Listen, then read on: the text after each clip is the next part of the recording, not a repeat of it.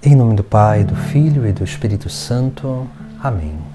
Então, nesse terceiro grau que nós vamos meditar hoje, da vida de oração, chama-se a oração afetiva. O que significa essa oração afetiva? Esse é o primeiro grau da transição da oração ordinária para a oração sobrenatural. A oração afetiva não tem nada a ver com sentimentalismo, não tem nada a ver com histerias ou emoções.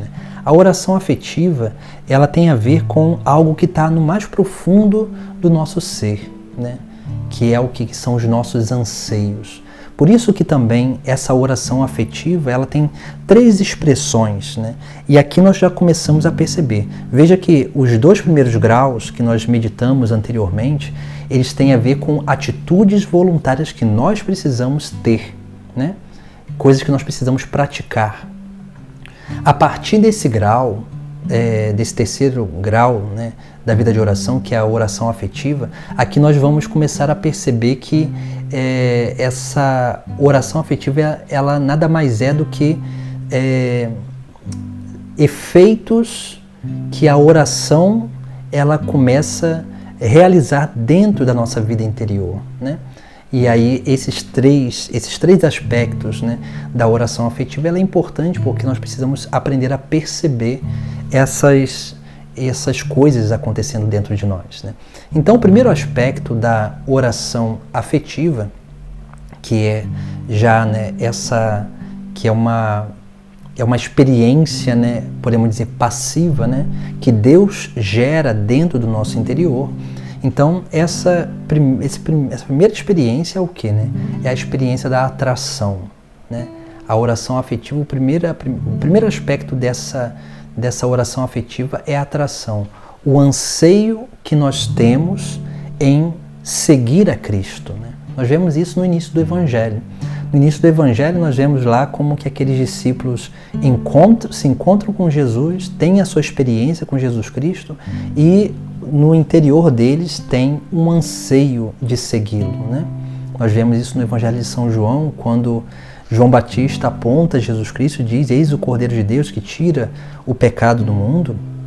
E aqueles dois discípulos, Tiago, André e João, começam a seguir a Jesus Cristo e Jesus ele pergunta o que eles querem.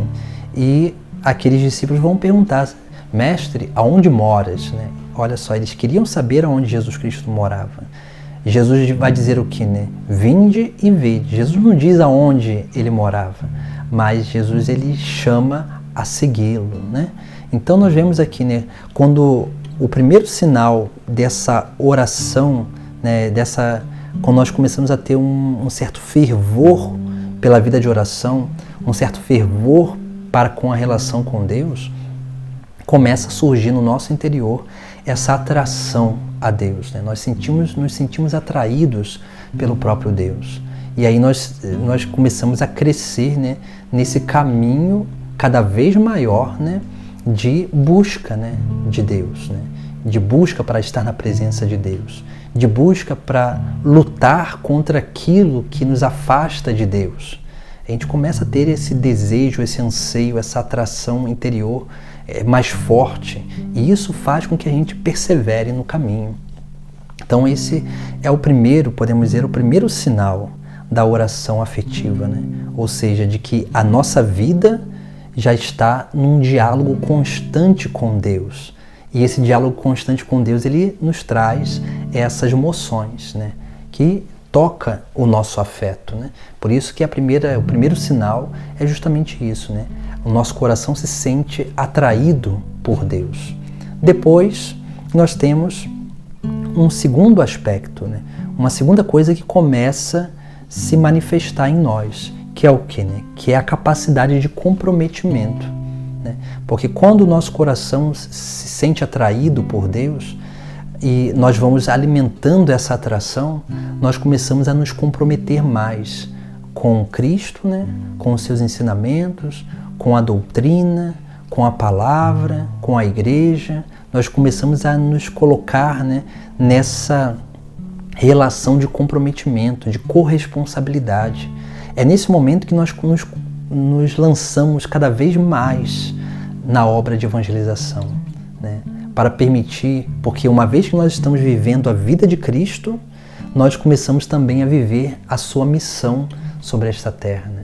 Porque a união cada vez mais sobrenatural com Cristo faz com que a gente participe, né, da sua vida e da sua missão também. Por isso que cresce um comprometimento maior, né? Esse comprometimento maior que tem a ver, né, com o caminho de santidade, com o caminho de salvação, onde nós vamos, né, tendo, né, essa capacidade cada vez maior, né,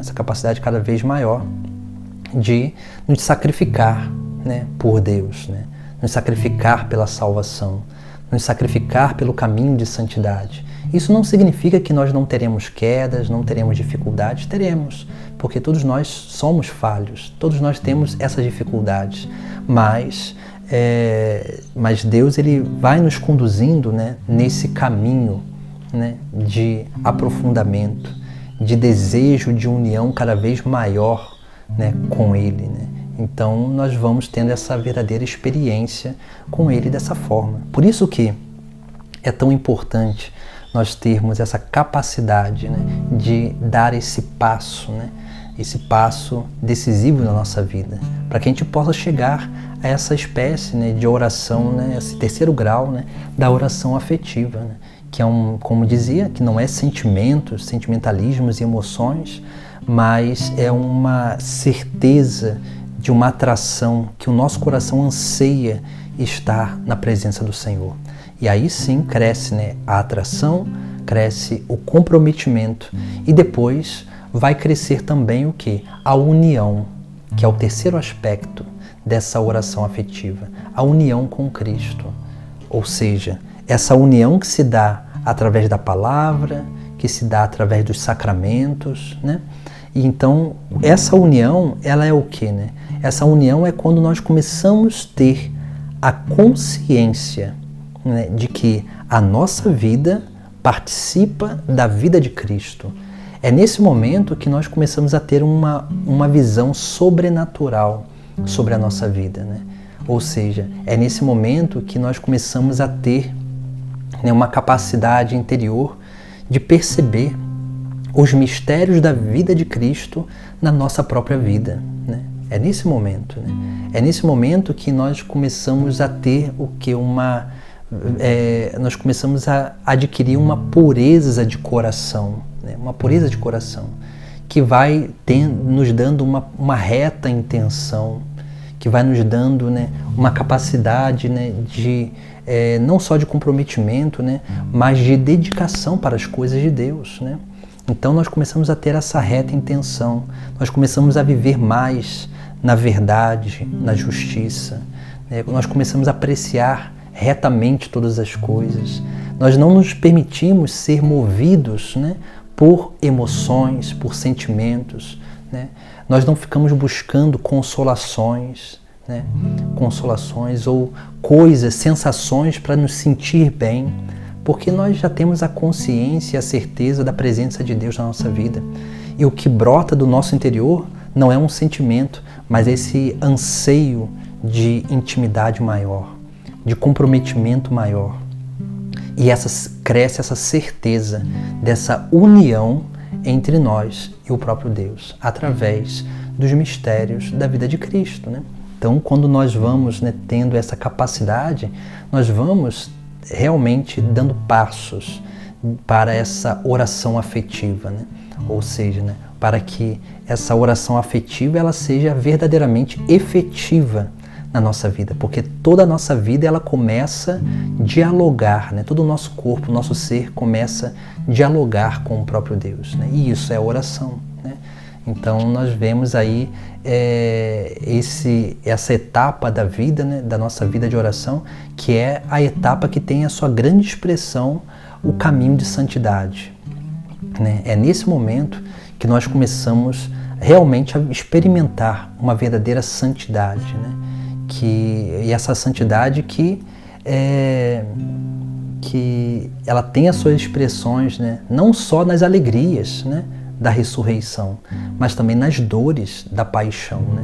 É nesse momento que nós começamos a viver, né, melhor aquelas bem-aventuranças, aquelas 9 bem-aventuranças que Jesus Cristo fala no Evangelho de São Mateus, no capítulo 5º.